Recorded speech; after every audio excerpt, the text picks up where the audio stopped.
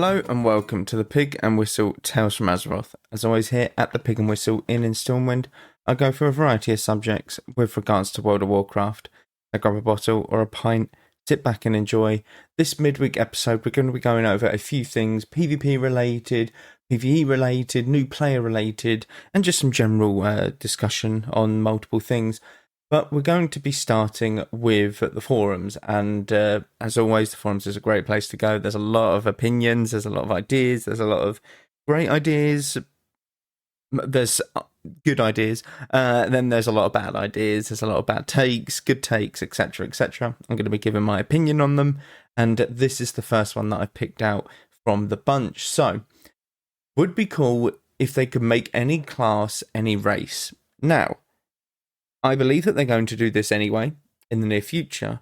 And before reading on to it, I think that it is something that they should do. They should allow this to be opened up into other races, like classes into other races, mainly because since the very start of World of Warcraft, they always had the idea of, oh, this class should only be for this race or this faction at some points, because in Classic, Paladin was only for Alliance and Shaman was only for Horde.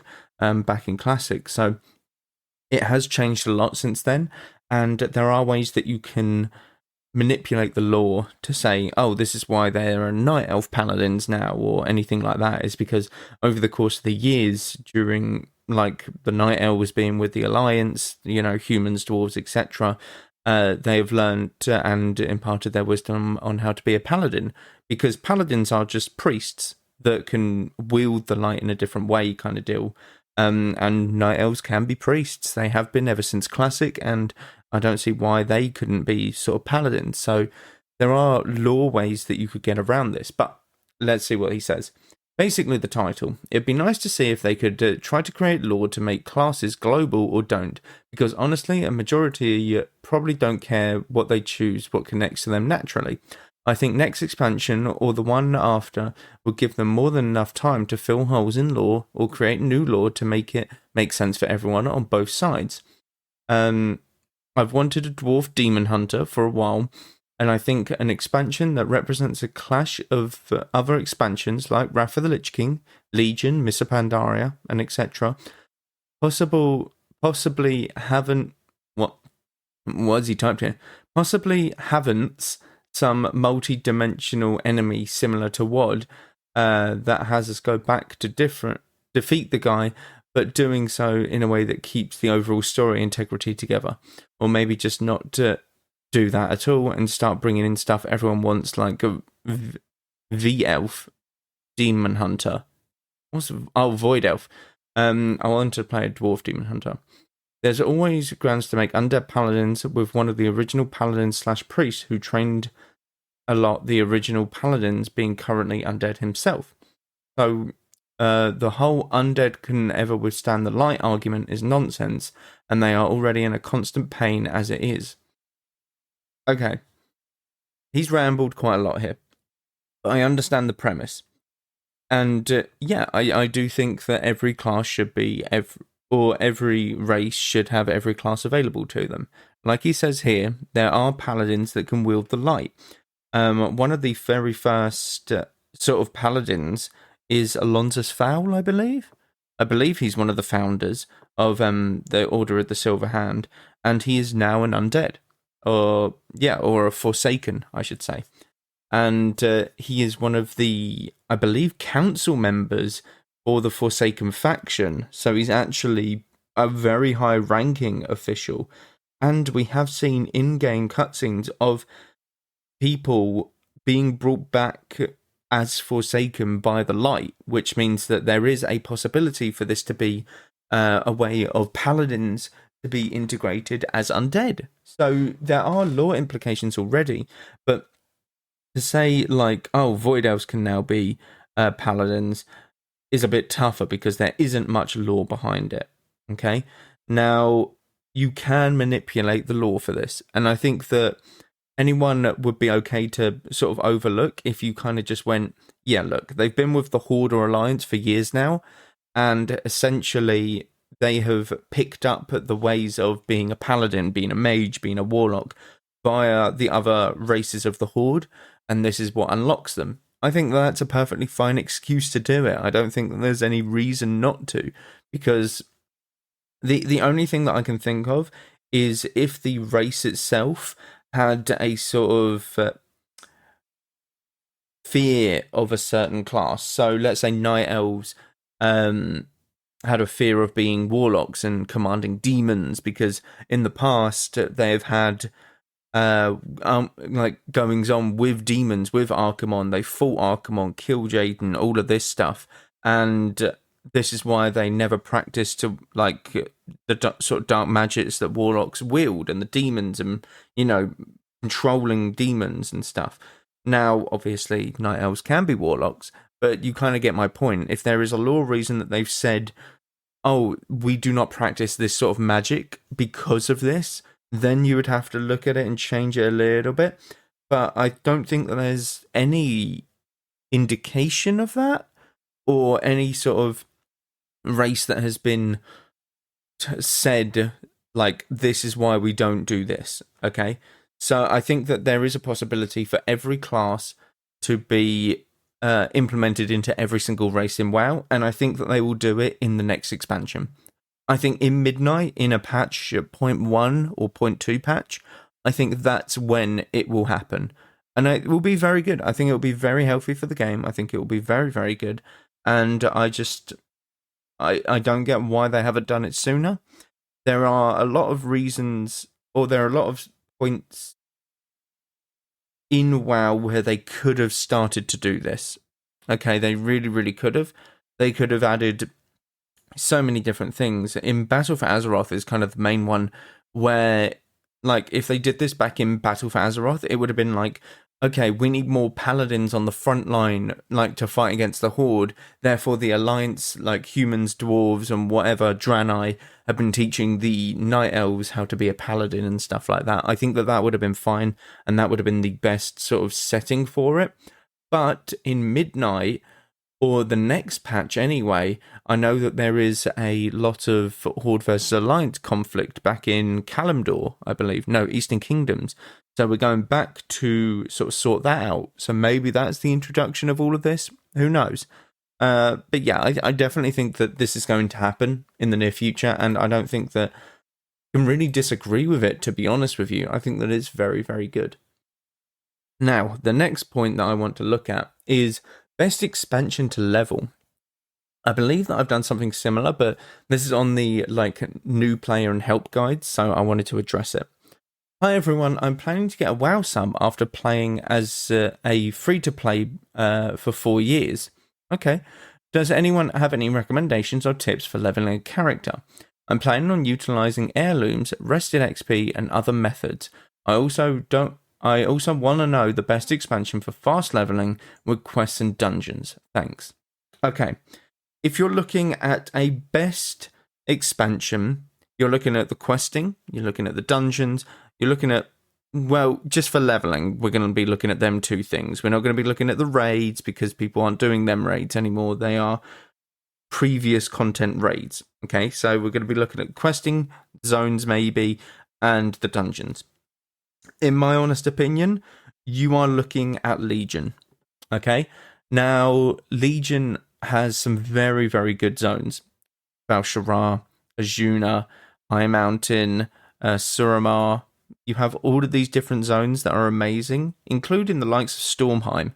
I'm not too fond of probably Azuna, but it's very lore-rich in terms of Night Elves and the Highborn and stuff, so it's definitely worth looking at. And it's where you unlock the Azara cinematic. Once you get far enough into the campaign of that zone, you will be able to watch the Azara cinematic. That's the one. That's the name. So I would recommend Legion, mainly because you got stuff like Darkheart Thicket as well. You got the artifact quests that you can go and do. It's very lore rich, and from a best expansion leveling point of view, like the best experience, Legion is it. Okay, it's very, very solid in every aspect. If you're looking at speed, I would recommend Wrath of the Lich King, because that way you still get a very solid expansion. You get quick dungeons. You get still very good dungeons, and the zones themselves are very good. You have Howling Fjord, Borean Tundra, Dragonblight. You have Grizzly Hills, Zuldrak, Ice Crown, Storm Peaks. You have all of these different zones with all of their own sort of storylines, and they are very quick zones. The quests are very quick, sort of you're ticking them off very, very quickly, all of these quests, and powering through it. So for a very solid experience, I'd recommend Wrath of the Lich King, because it's still very good dungeons and quest-wise. If you're looking for the best lore sort of experience and the best zones and the best questing experience, as well as some good dungeons, you're looking at Legion. The sort of expansions I would avoid is, I don't know, they all have their own decency. I would recommend avoiding Battle for Azeroth, which is kind of sad because I love some of the zones there. I love the music, but it does take a while to get into the actual leveling of the zone, because there's a lot of free quests that almost get into the zone, and it's quite tedious. I would also recommend not going to Shadowlands, as Shadowlands, obviously, if you've never done it before, you have to go through the Maw scenario, and the Maw scenario is a bit tedious as well. You can obviously skip this if you've already done it, and go to a certain point within Shadowlands where you can just pick a covenant to go and support.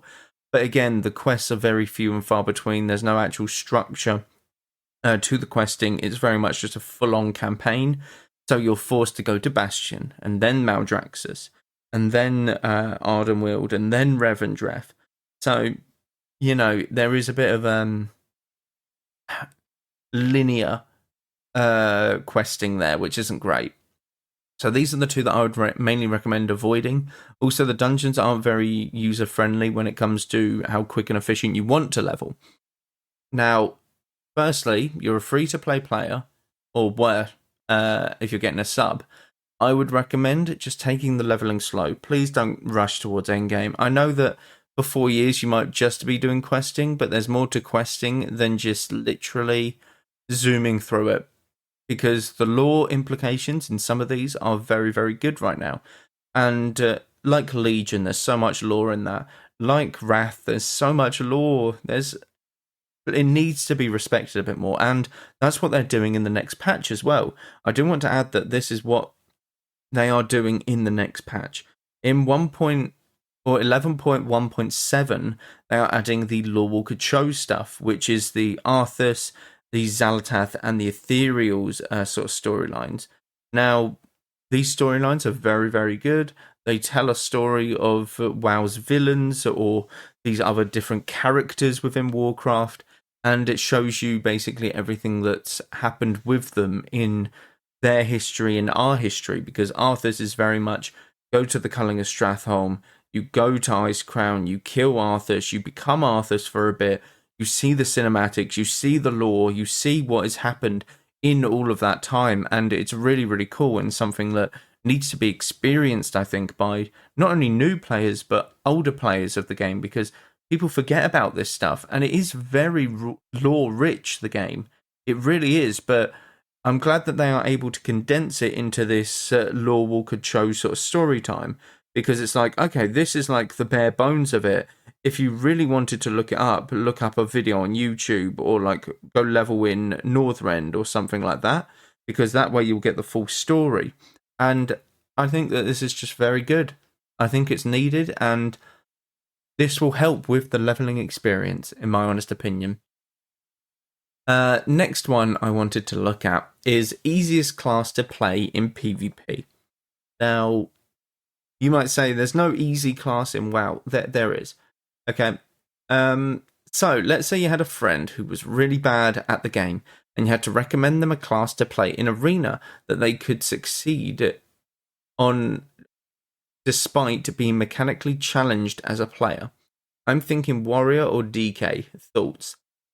Warrior, yes. DK, no. I think DK is a bit more challenging in terms of your, what do you call it? Your plagues, if you're unholy. If you're Frost, that's fine, because the way that Frost works, grip something in, blind it, stun it with Syndragosa, and press your Remorseless Winter or your Pillar of Frost, and then basically press Frost Strike and Obliterate. It's very simple. But the other one I would recommend is BM Hunter. I will always recommend BM Hunter, as it is one of the simplest classes in the game. You simply press your Barb Shot and your kill command. Now you might say, oh, but you need to keep your Barb Shot stacks up. Yes, this is true. But you will still do a lot of damage without managing them stacks. Okay, as a BM Hunter, because your pets are doing all the work, you're pressing kill command. It's kind of simple damage rotation.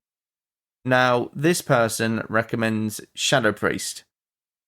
That is one of the worst things I've ever heard. Shadow Priest is very tough, especially if you're going to get ran down by a melee. How do you deal with a melee? Okay, you very much use the Void Tendrils. You very much do everything to avoid it. So yeah, I'm not too sure about Shadow Priest as a whole. I don't think it's a great idea. I think that you probably want to stick to BM Hunter or Warrior. It's going to be a lot easier just in the long run for people. It really, really is. As for starting PvP as a whole, it's going to be tough.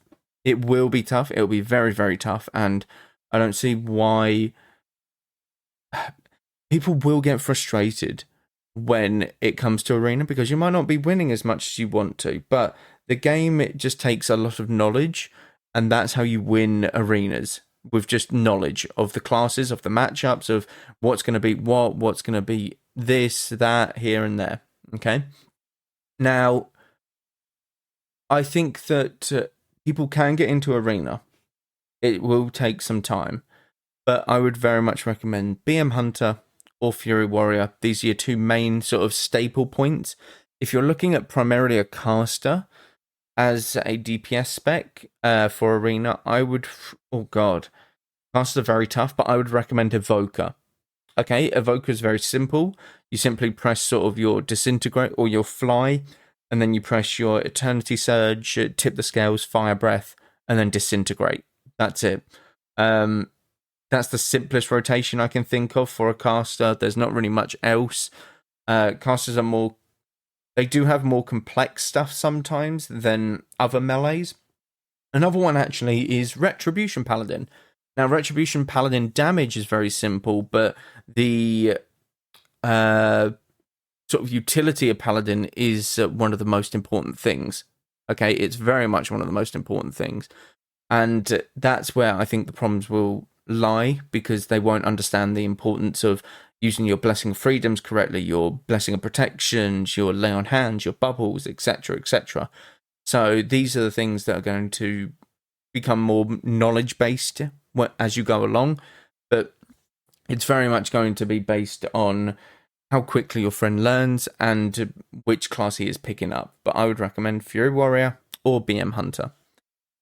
I'm going to end it there for this one. Thank you all very much for listening. I do apologise, it's a bit of a shorter one this week, and I do apologise for it once again, but there is constant stuff happening on social media. Look it up down below, as well as Etsy, multiple things happening up there.